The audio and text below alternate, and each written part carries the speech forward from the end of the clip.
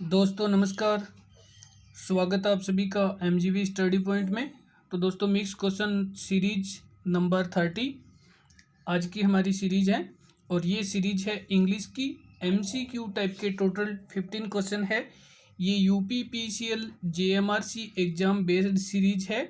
रीट और टेट के लिए भी इम्पोर्टेंट इंग्लिश के एमसीक्यू 15 क्वेश्चन ये मोस्ट इम्पोर्टेंट है और सभी परीक्षाओं के लिए महत्वपूर्ण ये क्वेश्चन है। तो इस वीडियो को लास्ट तक जरूर देखें, लाइक शेयर भी करें और अभी तक अपने यूट्यूब चैनल को सब्सक्राइब नहीं किया है तो ज़रूर इसको सब्सक्राइब भी करें, अपने फ्रेंड्स को भी फॉरवर्ड करें। तो चलिए बात कर लेते हैं क्वेश्चन फर्स्ट की। तो चलते हैं बात करते हैं। ये इंग्लिश की ऑनलाइन टेस्ट सीरीज है और ये हमारी जो एमजीवी स्टडी पॉइंट की है। तो बात कर लेते हैं क्वेश्चन फर्स्ट की। तो आज हम आज का हमारा क्वेश्चन फर्स्ट है, select the correct option from the following. नीचे दिए गए में से आपको करेक्ट ऑप्शन चूज करना है। तो यहाँ पे सबसे पहले हम इस सेंटेंस को रीड करते हैं। Yesterday I dash a strange thing in the garden. तो इस सेंटेंस को अगर हम देखें तो यहाँ पे दिया गया है यस्टरडे आई और यहाँ पे दिया गया है सी, सा और सीन। अब यहाँ पे जब यस्टरडे दिया होता है तो ये पास्ट टेंस को इंगित करता है और जब पास्ट टेंस को इंगित करता है तो यहाँ पे हमारी वर्ब की सेकंड फॉर्म होती है। तो इसमें जो सा है ये वर्ब की सेकंड फॉर्म है। तो यहाँ पे हमारा आंसर हो जाएगा सा। यस्टरडे आई सा a strange thing in the garden. कल मैंने गार्डन में एक अज्ञात चीज देखी या कोई अजनबी चीज देखी या कह सकते हैं अभिन्न चीज देखी। तो यहाँ पे हमारा आंसर सा हो गया। अब हम बात करेंगे कि यस्टरडे लास्ट प्लस टाइम यानी लास्ट के साथ कोई भी टाइम हो, जैसे वीक है, मंथ है, ईयर है, नाइट, वन डे आ जाए, वंस आ जाए और दैट डे आ जाए, एगो आ जाए, तो वहाँ पर पास्ट टेंस होता है और पास्ट टेंस के लिए वर्ब की सेकंड फॉर्म होती है। और चलते हैं इसी के साथ में बात करते हैं अगले क्वेश्चन की। तो आगे हमारे पास क्वेश्चन नंबर है सेकंड और question second, change the following sentence into passive voice. आपको नीचे दिया गया वाक्य है वो पैसिव वॉइस में चेंज करना है और यहाँ पे दिया गया है आपको एक्टिव वॉइस का सेंटेंस। तो चलिए देखते हैं, पहले बात कर लेते हैं एक्टिव वॉइस के सेंटेंस में। The peon opened the gate. The peon opened the gate. और इसमें हमारे पास यहाँ पे सबसे पहले बात करें तो इसमें ये पियोन है, ये सब्जेक्ट है और ये ओपन्ड है, ये वर्ब की सेकंड फॉर्म है और द गेट है ये। तो इस एक्टिव वॉइस के सेंटेंस को जब हम पैसिव वॉइस में कन्वर्ट करेंगे, चेंज करेंगे, तो सबसे पहले हम ऑब्जेक्ट से स्टार्ट करेंगे और ऑब्जेक्ट के बाद में हमें कोई हेल्पिंग वर्ब लगानी होगी। हेल्पिंग वर्ब के बाद में हमें वर्ब की थर्ड फॉर्म लगानी होगी और उसके बाद में बाय करके सब्जेक्ट लगाना होता है।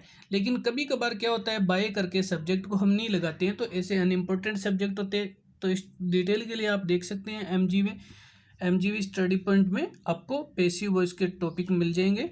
तो चलिए अब बात कर लेते हैं। यहाँ पे हमारा ऑब्जेक्ट है द गेट और आपके जो सभी ऑप्शन है वो द गेट से स्टार्ट हो रहे हैं। चलो आगे हम बात कर लेते हैं। जब आपकी एक्टिव वॉइस में वर्ब की सेकंड फॉर्म दी होती है तो आपको हेल्पिंग वर्ब यानी HV, हेल्पिंग वर्ब वाज या वर दोनों में से एक लगानी होती है। तो यहाँ पे हमारे पास ये इज हेल्पिंग वर्ब वाला कट हो जाता है। अब हम बात करते हैं कि या तो हेल्पिंग वर्ब वा जाएगी या वर आएगी। तो सिंगुलर के साथ में वा जाती है और प्लूरल के साथ में वर आती है। तो दो गेट, ये गेट हमारा सिंगुलर है इसलिए पहला भी हमारा कट हो जाता है।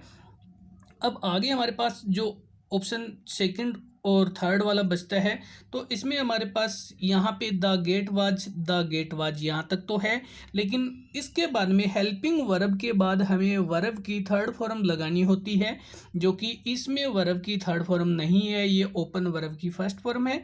तो यहाँ पे हमारा option the gate was opened by the peon. By करके द पियोन सब्जेक्ट है और बाय करके हमने इसको लगा दिया। तो यहाँ पे हमारा ऑप्शन सही है, the gate was opened by the peon. और चलते हैं, तो वीडियो पसंद आई तो लाइक ज़रूर करें।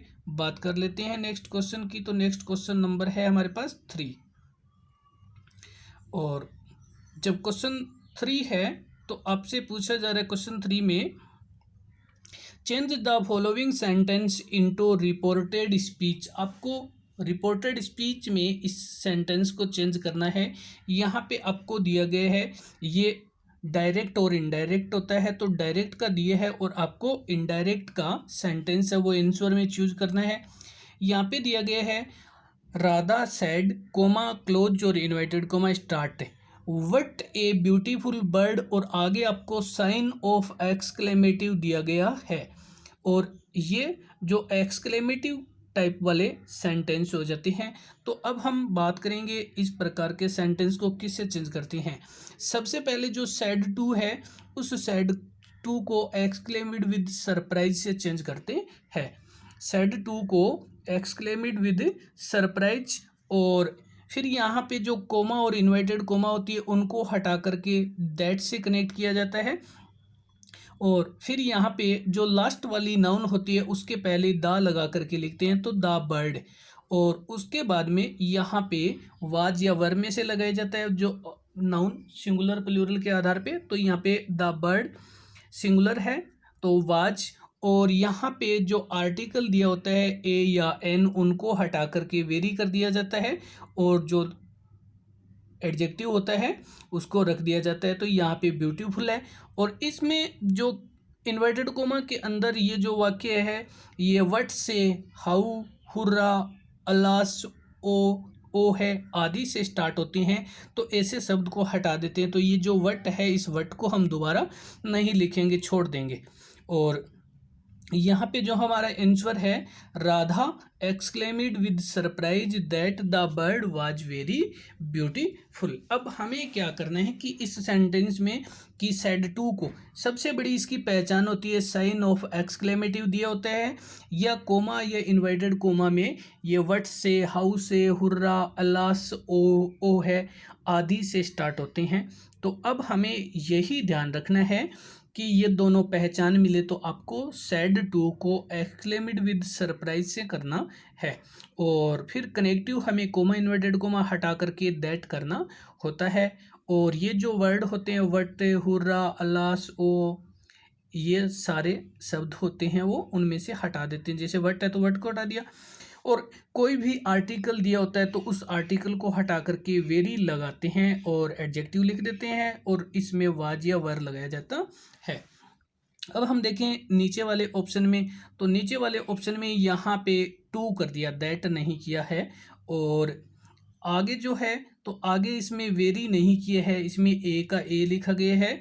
और इसमें आगे जो यहाँ पे आस्क्ड कर दिया गया है कि एक्सक्लेमेड विद सरप्राइज नहीं किया गया है। तो ये तीनों ऑप्शन कट है और ये ऑप्शन जो सही है। चलते हैं बात करते हैं अगले क्वेश्चन की। तो आगे हमारे पास क्वेश्चन नंबर है 4। तो बात कर लेते हैं इसी के साथ में क्वेश्चन 4 की। क्वेश्चन 4 में select the correct article from the following. आपको नीचे दिए गए में से आर्टिकल चूज करना है और करेक्ट आर्टिकल चूज करना है। चलिए बात कर लेते हैं इसी के साथ में सेंटेंस की। What kind of dash women is she. अब सबसे बड़ी बात ये होती है कि यहाँ पे जो वुमेन दिया है तो मोस्टली वुमेन से पहले ए का यूज हो जाता है, लेकिन यहाँ पे इस सेंटेंस को पढ़ा जाए तो इसमें कुछ स्पेशल है। और स्पेशल ये है कि अगर सेंटेंस में जैसे काइंड ऑफ या SHORT सॉर्ट ऑफ इस प्रकार से दिया होता है तो उसमें आर्टिकल नो यूज होता है। नो यूज आर्टिकल, किसी भी आर्टिकल का यूज नहीं होता है। तो यहाँ पे कोई भी आर्टिकल यूज नहीं होगा।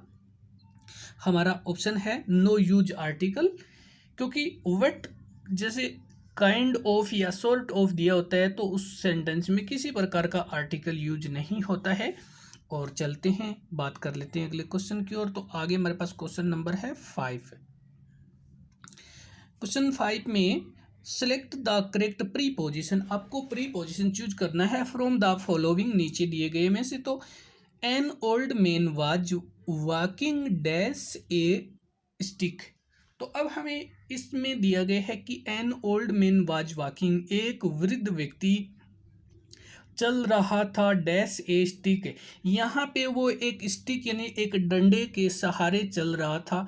तो इंग्लिश में जब हम किसी साधन के सहारे जैसे कार्य होता है तो वहाँ पे विद ए स्टिक होता है कि वो एक डंडे के साथ चल रहा था, और या हम कह सकते हैं वो एक डंडे के सहारे पे चल रहा था। तो यहाँ पे हमारा आंसर होगा with. An old man was walking with A stick. और चलिए बात कर लेते हैं अगले क्वेश्चन की। तो उससे पहले वीडियो को लाइक ज़रूर करें। बात कर लेते हैं नेक्स्ट क्वेश्चन की। क्वेश्चन 6 है, select the correct option from the following. आपको करेक्ट ऑप्शन चूज करना है और नीचे दिए गए ऑप्शन में से क्वेश्चन आपके सामने है 20 meals dash a long distance for peddlers. Peddlers होते हैं पैदल यात्री या पैदल चलने वाले, और वैसे पेडलर फेरी या घुमंतुक लोग भी होते हैं जो घूमते रहते हैं। तो यहाँ पे हमारे पास जो सेंटेंस दिया गया है इसमें 20 मील्स दिया गया है। वैसे तो अगर हम बात करें 20 की तो ये 20 अपने आप में प्लूरल है यानी 20 मील्स, लेकिन इसको एक साथ बोला जाता है कि वाक्य का सब्जेक्ट एक प्लूरल नाउन होते हुए भी एक इकाई है। यहाँ पे एक इकाई की तरह कार्य करता है जो कि एक निश्चित राशि या निश्चित समय, निश्चित दूरी या निश्चित मात्रा को व्यक्त करता है। तो अब ये जो हमारा 20 है वो एक मील को व्यक्त कर रहा है कि 20 मील की एक दूरी होती है, वो एक पैदल चलने वाले के लिए बहुत लंबी होती है। तो यहाँ पे इसको देखने में तो आपको लग रहा है कि ये प्लूरल है, लेकिन ये सिंगुलर माना जाएगा और सिंगुलर के साथ में सिंगुलर हेल्पिंग वर्ब यूज की जाएगी और यहाँ हो जाएगा is. 20 meals is a long distance for peddlers. तो चलते हैं नेक्स्ट क्वेश्चन की ओर बात कर लेते हैं। नेक्स्ट हमारा क्वेश्चन नंबर है 7। क्वेश्चन 7 में सिलेक्ट द करेक्ट सिनोनिम्स। आपको करेक्ट सिनोनिम चूज करना है और इसमें हम बात कर लेते हैं करेक्ट सिनोनिम की फ्रॉम द फॉलोइंग। तो यहाँ पे दिया गया है क्रेजियस, और बात करें क्रेजियस का तो यहाँ पे क्रेजियस का मीन्स होता है बहादुर, या हम कह सकते हैं साहसी वीर, और ब्रेव का मीन्स भी होता है बहादुर, साहसी वीर। और दिया गया है नोटी, और नोटी का अर्थ होता है नटखट। और कॉन्फिडेंस, कॉन्फिडेंस होता है विश्वास, कॉन्फिडेंस का मीन्स होता है विश्वास। और आगे आपको दिया गया है जो ये दे गए हिंड्रेंस, इसका मीन्स होता है बाधा या कह सकते हैं कोई समस्या या प्रॉब्लम। और चलते हैं इसी के साथ में अगले क्वेश्चन की ओर। तो आगे हमारे पास क्वेश्चन नंबर है 8। बात कर लेते हैं अगले क्वेश्चन की। तो आगे हमारे पास क्वेश्चन नंबर है 8। क्वेश्चन 8 में बात करें हम select the correct antonyms from the following. नीचे दिए गए में से आपको करेक्ट एंटोनिम यानी अपोजिट चूज करने हैं। और यहाँ पे सबसे पहले हमें दिया गया है स्टबरन। तो स्टबरन का मीन्स होता है जिद्दी, इसका अर्थ होता है जिद्दी। और यहाँ पे जो दिया गया है डोसाइल, तो इसका मीन्स होता है विनम्र। और यहाँ पे हमारा जो आंसर है वो यही है। और आगे हम बात करेंगे तो ये दिया गया है फ्लेक्सिबल, तो इसका मीन्स होता है लचीला। जो फ्लेक्सिबल का मीन्स होता है लचीला। और आगे दिया गया है रिज्ड, तो इसका अर्थ होता है कठोर। और आगे आपको दिया गया है एंशेंट, तो इसका मीन्स है प्राचीन, प्राचीन या पुराना कह सकते हैं। और चलते हैं इसी के साथ में अब हम बात कर लेते हैं अगले क्वेश्चन की। तो आगे हमारे पास क्वेश्चन नंबर है 9।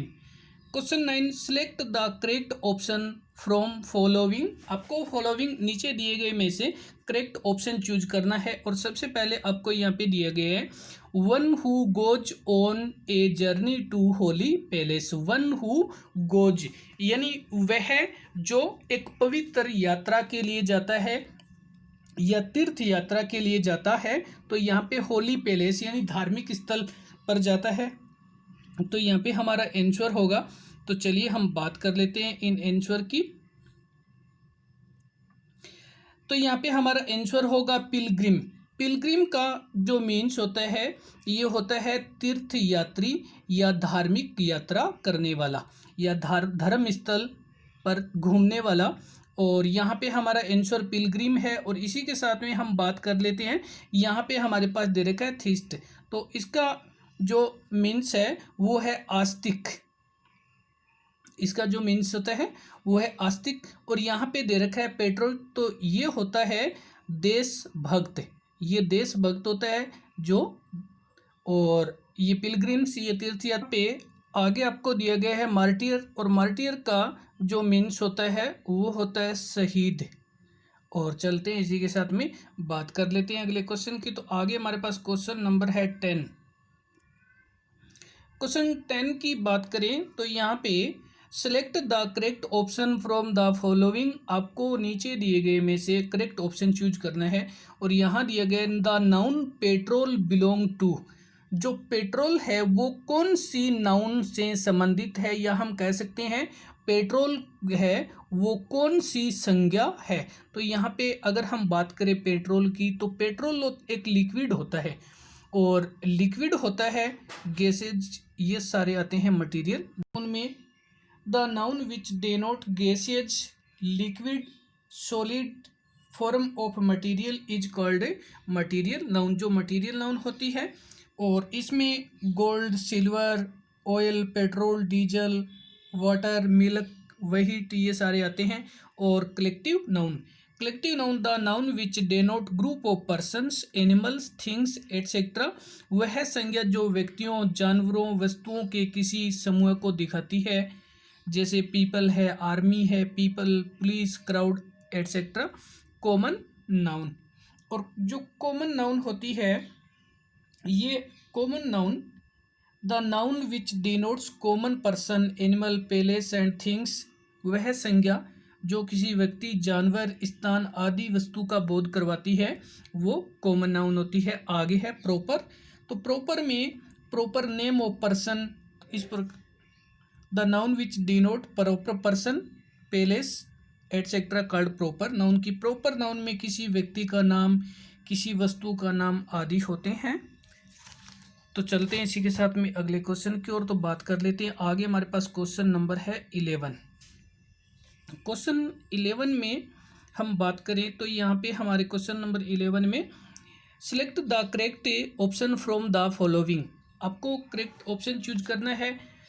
डैश यहाँ पे दिए गए हैं I dash my work by 5 o'clock, यहाँ पे आपको जो बताया गया है इसमें आपको वर्क बताया गया है कि अब हमें यहाँ पे देखना है कि करेक्ट ऑप्शन कौन सा है। तो सबसे पहले तो यहाँ पे हम देखेंगे कि बाय और प्लस में कोई भी टाइम दिया होता है, तो वहाँ पे हमारे जो यहाँ पे विल या सेल, और उसके बाद में हैव, और आगे वर्ब की थर्ड फॉर्म, ये इसमें यूज होता है कि जब बाय प्लस टाइम दिया होता है तो आपको विल या सेल दोनों में से एक, और प्लस हैव और वर्ब की थर्ड फॉर्म यूज करना है। अब हमें ये ध्यान रखना है कि यहाँ पे आई और वी के साथ में सेल यूज होता है, बाकी सभी के साथ में विल यूज होता है। तो चलिए यहाँ पे देखते हैं कि I shall have finished my work by 5 o'clock। अब हम देखें कि पहला ऑप्शन यहाँ हमारा रॉन्ग है, क्योंकि इसमें विल है और आई के साथ सेल का यूज होता है, और इसमें यहाँ पे ये वर्ब की थर्ड फॉर्म नहीं है, और इसमें भी वर्ब की थर्ड फॉर्म नहीं है। तो हमारा answer shall have finished, I shall have finished my work by 5 o'clock। और चलते हैं बात कर लेते हैं अगले क्वेश्चन की ओर। तो आगे हमारे पास क्वेश्चन नंबर है 12। क्वेश्चन 12 में select the correct option from the following, आपको करेक्ट ऑप्शन चूज करना है और नीचे दिए गए में से। तो यहाँ पे आपको दिए गए है, ये सेंटेंस है she is as wise as I, कि वह इतनी चतुर है जितना कि मैं। और ये आपका सेंटेंस है, ये आपका पीडी यानी पॉजिटिव डिग्री का है। और अब आपको क्या करना है, इसमें से जो ऑप्शन दिए गए हैं ये ऑप्शन आपको चूज करना है कि सही ऑप्शन कौन सा है। तो यहाँ पे जो ऑप्शन दिए गए हैं वो आपके कंपैरेटिव डिग्री के दिए गए, जिसको हम सीडी कहते हैं। तो कंपैरेटिव डिग्री के, अब कंपैरेटिव डिग्री में क्या होता है कि सबसे पहले तो हमें क्या करना होता है, दूसरा सब्जेक्ट लिखना होता है, यानी लास्ट वाला। तो इसमें यहाँ पे लास्ट में आई है, वो दूसरा सब्जेक्ट है।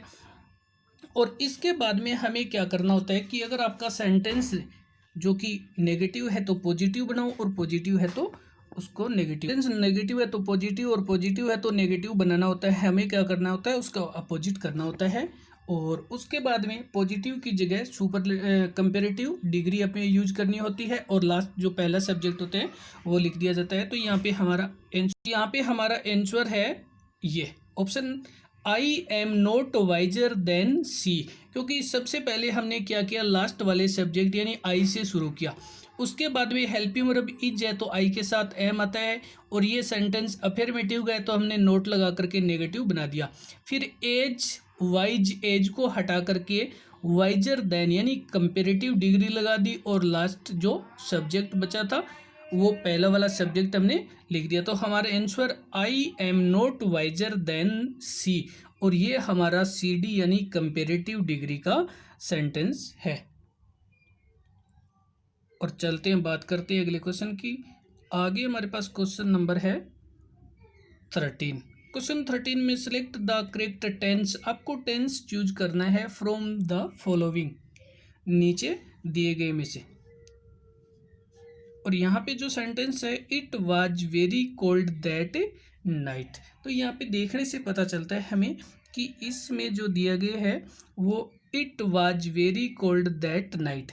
अब हमें ध्यान रखना है कि जो दैट नाइट है, और ये हमने स्टार्टिंग में देखा था yesterday, last plus time, one day, once, that day, ago, ये सारे होते हैं, ये पास्ट सूचक होते हैं। तो यहाँ पे हमारा आंसर है वो पास्ट सिंपल है, यहाँ पे पास्ट सिंपल है। और चलते हैं, अब हम बात करते हैं अगले क्वेश्चन की। तो आगे हमारे पास क्वेश्चन नंबर है 14। क्वेश्चन 14 में select the correct relative pronoun, आपको करेक्ट रिलेटिव प्रोनाउन चूज करना है फ्रॉम द फॉलोइंग। यहाँ पे दिए Gagarin was the first person dash went around the world. जो गागरिन था वो पहला व्यक्ति था जो विश्व के चारों ओर गया था। तो यहाँ पे हमारा आंसर है हु। रिलेटिव प्रोनाउन में कि यहाँ पे जो रिक्त स्थान होता है उससे पहले कोई पर्सन होना चाहिए, यानी कोई व्यक्ति होना चाहिए, और उसके बाद में वर्ब होनी चाहिए, तो वहाँ पर हु का यूज किया जाता है। और चलते हैं इसी के साथ में अगले क्वेश्चन की ओर। तो आगे हमारे पास क्वेश्चन नंबर है 15।